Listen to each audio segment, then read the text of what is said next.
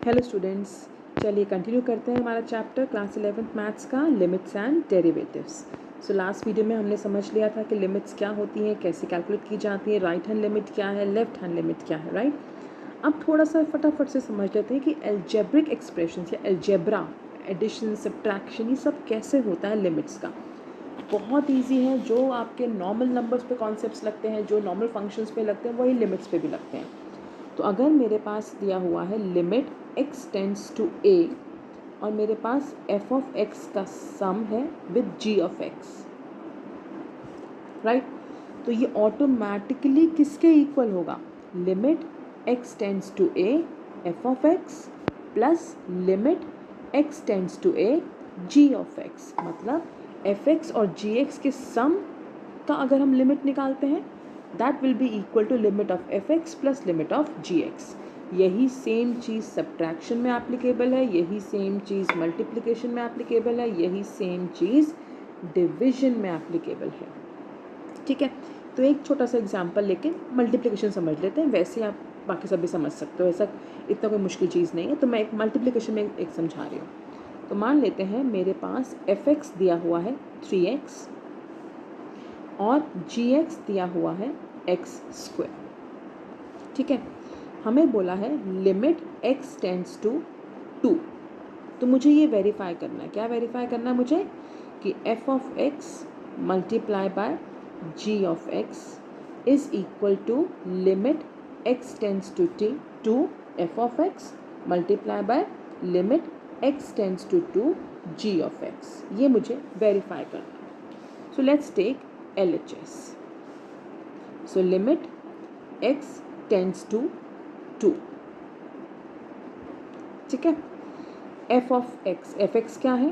3x, gx क्या है मेरा? x²। ठीक है, क्या आ जाएगा यहाँ पे मेरा? Limit x tends to 2, 3x into x² क्या हो जाएगा हमारा? 3x³।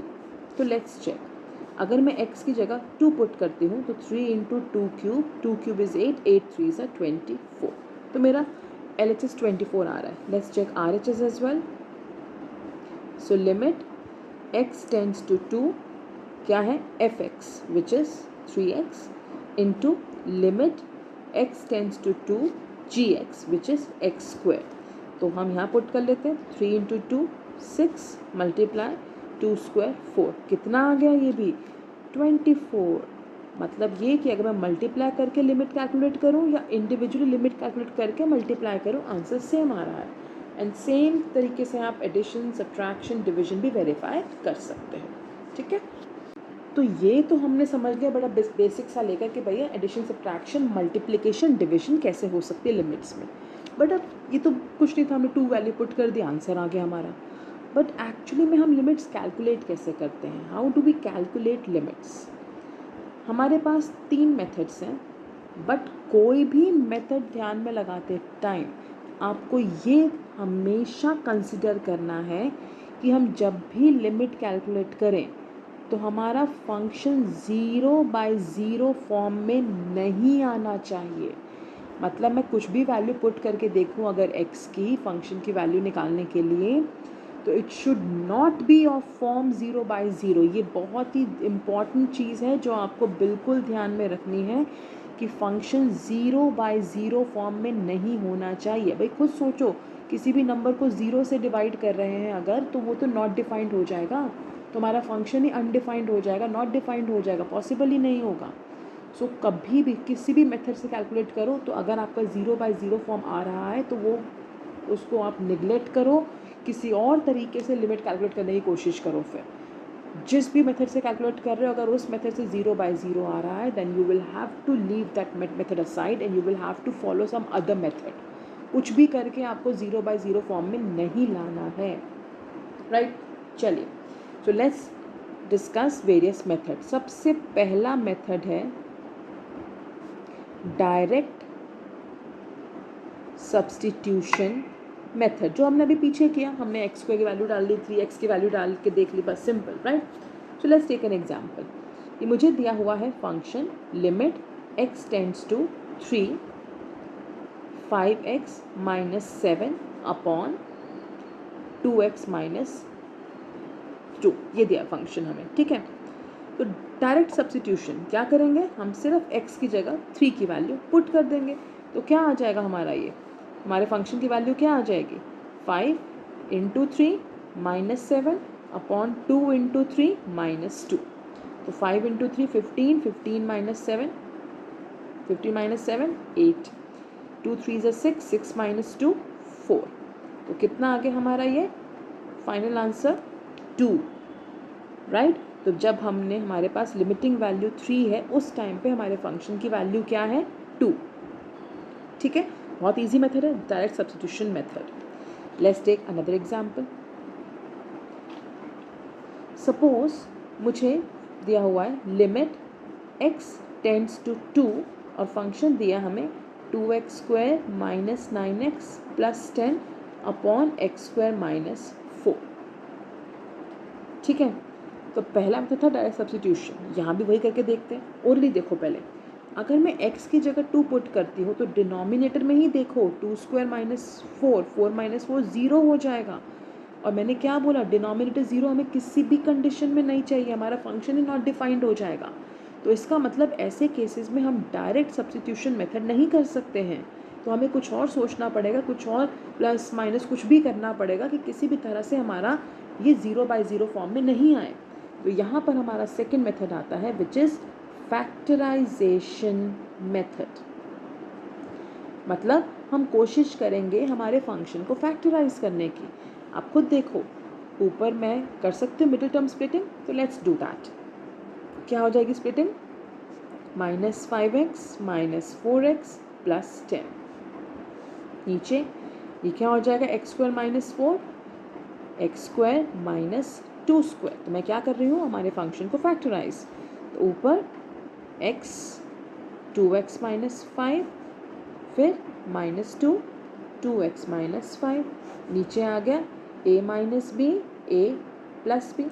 तो न्यूमरेटर क्या आ गया फैक्टराइज होकर हमारा, x माइनस 2 2x माइनस 5 और denominator x minus 2 x plus 2। अब देखो हमारा x माइनस 2 कैंसिल हो गया। अब अगर मैं x की जगह 2 डायरेक्ट सब्स्टिट्यूट करती हूँ तो क्या आ जाएगा, 2 इंटू 2 माइनस 5, नीचे 2 प्लस 2, तो 4 माइनस 5 माइनस 1, नीचे 4। अब ये हमारा 0/0 फॉर्म में नहीं आया। अल्टीमेटली किया हमने डायरेक्ट सब्स्टिट्यूशन ही, लेकिन पहले हमने ये देखा कि भैया अगर मैं डायरेक्टली स्टार्टिंग में ही x की जगह पुट कर देती हूँ तो मेरा जो फंक्शन है वो 0/0 फॉर्म में आ जाएगा, जो अनडिफाइंड हो जाएगा, नॉट डिफाइंड हो जाएगा। तो इसीलिए हमें हमारे फंक्शन को थोड़ा सा मॉडिफाई करना पड़ेगा, चाहे हम फैक्टराइज करें, कुछ ऐड सब्ट्रैक्ट करें, कुछ मल्टीप्लाई डिवाइड करें। तो इसलिए सेकेंड मेथड क्या होता है, फैक्टराइजेशन मेथड, कि हमने हमारे फंक्शन को सिंप्लीफाई किया, फैक्टराइज किया। उसके बाद जो फाइनल फॉर्म हमारी आई उसमें हमने डायरेक्ट सब्स्टिट्यूशन किया, हमारे पास वैल्यू, लिमिटिंग वैल्यू आ गई। अब इसमें हमारा 0/0 फॉर्म नहीं आया। तो पहला मेथड था हमारा डायरेक्ट सब्स्टिट्यूशन, ये तभी इसको अप्लाई करोगे जब हमारा 0/0 फॉर्म नहीं बन रही। अगर 0/0 फॉर्म बन रही है तो पहले आपको हमारे फंक्शन को फैक्टराइज करना पड़ेगा, उसके बाद हम डायरेक्ट सब्स्टिट्यूट करेंगे, ठीक है।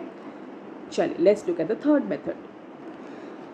चलिए थर्ड मेथड हमारा है जब हमारे पास कुछ ऐसी पावर्स हों जिनको हमारे लिए फैक्टराइज करना इतना ईजी नहीं है। तो सपोज़ अगर मुझे ऐसा कुछ दिया हुआ है, limit x tends to a और फंक्शन है x power n minus a power n upon x minus a। तो जब हम डायरेक्टली फैक्टराइज भी नहीं कर सकते और अगर हम सब्स्टिट्यूट करेंगे तो नीचे a माइनस a 0 हो जाएगा, तो वो भी पॉसिबल नहीं है। तो यहाँ पर हमारे पास एक सिंपल सा फॉर्मूला है कि अगर हमारे पास इस फॉर्म में फंक्शन दे रखा है, that will be equal to n a power n minus 1। Let's see क्या है ये। तो सपोज मुझे दिया हुआ है लिमिट x टेंड्स टू 3, तो ऊपर मुझे दिया हुआ है x पावर 7 माइनस 3 पावर 7 और नीचे है x माइनस 3। अब अगर मैं डायरेक्टली 3 पुट करती हूँ तो मेरा डिनोमिनेटर क्या हो जाएगा, 0। तो मेरा वो तो नॉट डिफाइंड हो गया, पॉसिबल ही नहीं है। लेकिन अगर आप देखो तो ये फंक्शन इस फॉर्म में है, तो क्या कह रहा है ये फंक्शन कि अगर इस फॉर्म में है तो इस मेथड के हिसाब से लिमिटिंग वैल्यू कैसे निकलेगी, n a power n minus 1। तो यहाँ पर n क्या है 7, a क्या है 3, ऊपर क्या आ जाएगा 7 माइनस 1 यानी कि 6, तो 7 इंटू 3 पावर 6 आ जाएगा मेरे इस फंक्शन की लिमिटिंग वैल्यू। ठीक है, चलिए इसी का एक और एग्जाम्पल लेते हैं। सपोज मुझे दिया हुआ है limit x tends to 0 x plus 1 power 5 minus 1 upon x। अब अगर इसमें आप देखो मैं x की जगह अगर 0 सब्सिट्यूट करती हूँ तो मेरा डिनोमिनेटर 0 हो जाएगा, यानी मैं डायरेक्ट सब्सिट्यूशन तो नहीं कर सकती इसके अंदर, और मेरा ये इस फॉर्म में भी नहीं बन रहा। ऊपर तो ठीक है चलो, लेकिन नीचे इस फॉर्म में नहीं आ रहा, तो मुझे कुछ भी करके इसको पहले इस फॉर्म में लाना पड़ेगा। क्या करूँ मैं, देखो ध्यान से। मैं ले रही हूँ x प्लस 1 को y। अगर x प्लस 1 y है तो x की वैल्यू क्या हो जाएगी y माइनस 1, राइट। अब हमें दिया हुआ है x टेंड्स टू 0। अगर x 0 है तो y किसको टेंड कर रहा है 1। अगर x की वैल्यू 0 डल के पास पहुंचेगी तो y की वैल्यू किसके पास पहुंचेगी 1 के पास। तो मेरा फंक्शन थोड़ा सा मॉडिफाई हो गया, ध्यान से समझो। तो x प्लस 1 तो मैंने वैसे ही y लिया था, तो ये मेरा क्या हो गया y पावर 5 साथ में माइनस 1। जब x प्लस 1 को y लिया तो मेरा x क्या आ गया y माइनस 1, यानी नीचे क्या आ जाएगा मेरा y माइनस 1 आ गया मेरा इस फॉर्म में x power n minus a power n upon x minus a. अब मेरी लिमिट क्या होगी यहाँ पे, तो हमने क्या देखा, जब x 0 को टेंड कर रहा था तो मेरा y किसको टेंड कर रहा है 1 को, तो मेरी लिमिट मॉडिफाई हो जाएगी। अब limit y tends to 1 y power 5 minus 1 upon y minus 1। ठीक है, अब मेरा ये प्रॉपर इस फॉर्म में आ गया। Limit x tends to a, limit x y tends to 1, x power n minus a power n, y power 5 minus 1 power 5, नीचे x माइनस a, यहाँ पे y माइनस 1। तो अब ये प्रॉपर इस फॉर्म में आ गया मेरा, राइट। अब मैं इसकी वैल्यू निकाल सकती हूँ। क्या करें, क्या है n a power n minus 1, तो n क्या है मेरा 5, a क्या है 1, n माइनस 1 यानी कि 5 माइनस 1, तो 5 इंटू 1 पावर 4 दैट इज़ 5। तो मेरा ये जो मेन फंक्शन है मैंने इसको थोड़ा सा मॉडिफाई किया, ये पावर वाली फॉर्म में आ गया, तो मेरा फाइनल लिमिटिंग आंसर क्या आ गया 5। क्लियर सबको। चलिए थोड़ा सा आगे समझते हैं। चलिए दो छोटी छोटी थ्योरम्स हैं, ठीक है, उनको समझ लेते हैं। पहली थ्योरम है कि अगर मुझे बाय चांस दिया हुआ है कि मेरा जो f(x) है वो एक दूसरे फंक्शन के या तो लेस देन है या इक्वल है, f(x) इज़ लेस देन और इक्वल टू g(x), तब अगर हम f(x) की लिमिट निकालते हैं at x tends to a और g(x) की भी लिमिट निकालते हैं at x tends to a, यानी कि दोनों की सेम वैल्यू पे अगर लिमिट कैलकुलेट करेंगे तो f(x) की लिमिट भी g(x) से छोटी होगी। ठीक है, क्या है थ्योरम कि अगर दो फंक्शंस हैं जिसमें से एक फंक्शन दूसरे से लेस देन या इक्वल टू है, तो दोनों फंक्शंस की अगर सेम वैल्यू पे लिमिट कैलकुलेट की जाएगी तो f(x) की लिमिट भी g(x) से छोटी या उसके इक्वल होगी। ठीक है, सेकेंड थ्योरम है जिसको हम कॉमनली सैंडविच थ्योरम भी बोलते हैं। तो सपोज मेरे पास तीन फंक्शंस हैं f(x), g(x) and h(x). f(x) is less than equal to g(x), this is less than equal to h(x). ठीक है, such that कि अगर मैं लिमिट निकालती हूँ f(x) की, ये किसके इक्वल है h(x) के लिमिट के, और दोनों मान लेते हैं किसके इक्वल है l के। क्या बोला है हमें कि हमारे पास तीन फंक्शंस हैं f(x), g(x), h(x). f(x) is less than equal to g(x) is less than equal to h(x). अब g(x) दोनों के बीच में सैंडविच हो रहा है, इसलिए सैंडविच थ्योरम बोलते हैं इसको। इस केस में हमें बोला है कि अगर हम सेम वैल्यू पे f(x) और h(x) की लिमिट निकालते हैं तो वो दोनों सेम है। f(x) और h(x) की लिमिट सेम वैल्यू पे इक्वल है, that is equal to l। अब क्योंकि g(x) भी इन्हीं दोनों के बीच में है, इन्हीं दोनों के इक्वल टू भी चल सकता है वो, राइट। सो अगर f(x) और h(x) की लिमिटिंग वैल्यू सेम आ रही है तो g(x) की लिमिटिंग वैल्यू भी l ही होगी। ठीक है, क्या बोला है कि अगर तीन फंक्शंस हैं कि तीनों एक ऑर्डर में लगे हुए हैं, f of x less than equal to g of x is less than equal to h of x, such that f x और एच एक्स की लिमिटिंग वैल्यू सेम वैल्यूज़ पे इक्वल है, that is l, then automatically g of x की limiting value भी l ही होगी। ठीक है, अब ट्रिगो में कैसे लगता है लिमिट्स एंड डेरिवेटिव्स ये समझते हैं, थोड़ा सा बेसिक सा समझते हैं, पहले एक दो क्वेश्चंस करके देखते हैं उसके। सपोज मुझे बोला है limit x tends to 0 then sine x upon x will be equal to 1। ये ध्यान में रखेंगे आप, अगर limit x is tending to 0 then sine x upon x इसकी वैल्यू हमेशा क्या रहेगी 1। और दूसरा क्या है, limit x tends to 0 1 minus cos x upon x, ये किसके इक्वल होगा 0। लिमिट x टेंड्स टू 0 पे साइन x अपॉन x होगा 1, 1 minus cos x upon x क्या होगा 0। चल इसको आगे समझते हैं और चल मान लीजिए मुझे दिया हुआ है limit x tends to 0 sine of ax upon bx, इसकी वैल्यू निकालनी है।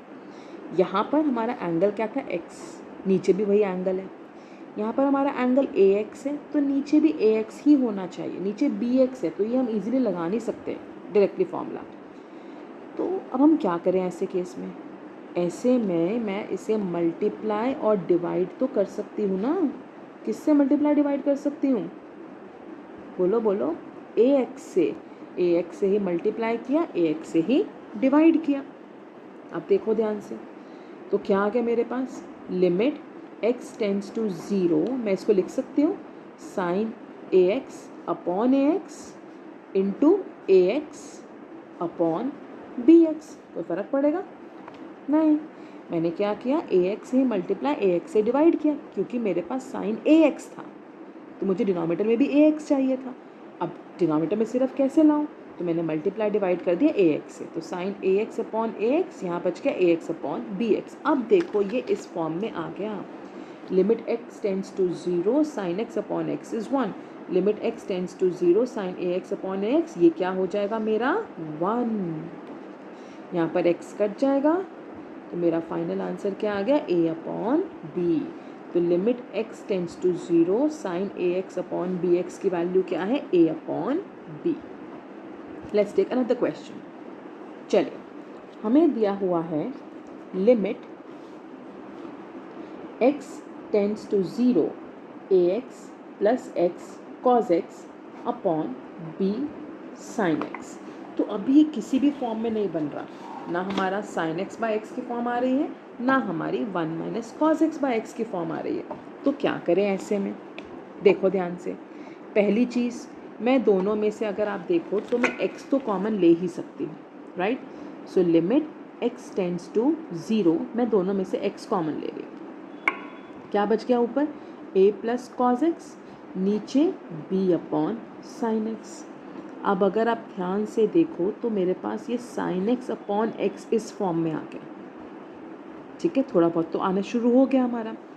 अब ये क्या है, मैं इसको कैसे लिख रही हूँ, देखो लिमिट x टेंड्स टू 0, मैं अलग कर रही हूँ, a plus cos x upon b, a plus cos x upon b, इसको लिख सकते हो into x upon sine x, कोई फ़र्क पड़ेगा, वही चीज़ आ गई वापस से, राइट।